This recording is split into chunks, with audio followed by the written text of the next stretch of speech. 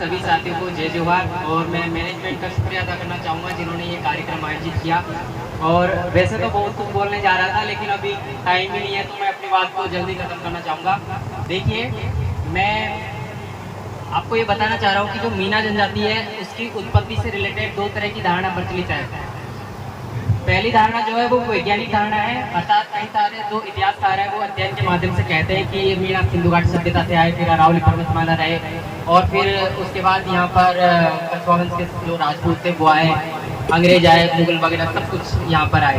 तो जब अंग्रेज आए तो इस तरह की मतलब कंडीशन हो गई कि मीणाओं को कहीं मतलब मीणाओं के पास कोई संसाधन नहीं बचा था, जो कुछ भी था वो सब कुछ छीन लिया जाता था। और फिर ये जब मतलब अपनी जीवन यापन करने के लिए कुछ अलग तरह के रास्ते अपनाने लग गए, तो जैन मुनि मदन सागर जैसे महान पुरुष इस समाज में जन्म लिए और उन्होंने सोचा कि अपने समाज को सही रास्ते पे लाया जाए और जो ये अंग्रेजों के साथ इनका जो व्यवहार है वो थोड़ा मतलब ठीक हो, जिससे कि सही से जीवन यापन कर सके। तो उन्होंने कई सारी इसी तरह की सभाएं आयोजित की और उनमें एक किताब के बारे में उन्होंने बताया कि देखिए ये मैंने मीन पुराण लिखा है और इसमें मैंने आपको बताया है कि जो मीना जनजाति है वो मछली मतलब मीन भगवान से संबंध रखती है। तो हम सब मीन भगवान के वंशज है, तो हम सबको ऐसे छोटे मोटे कार्य नहीं करने चाहिए जिससे कि हमारा मतलब आत्मसम्मान मतलब गिरे। इस तरह की बात उन्होंने मुनि मदन सागर जी ने लोगों को समझाई।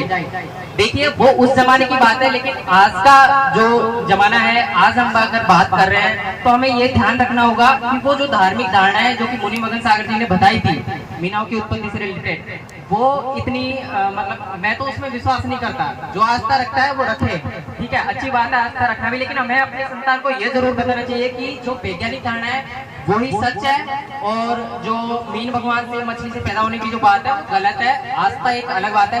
मैं अपनी बात बताऊं, हमारे घर की बात बताऊं कि हमारे पास के गांव में मीन भगवान का मंदिर बनने जा रहा है, लेकिन उसमें हमने कभी रुपया नहीं दिया। हमारे गांव में मंदिर बना, उसमें भी हमने रुपये नहीं दिया।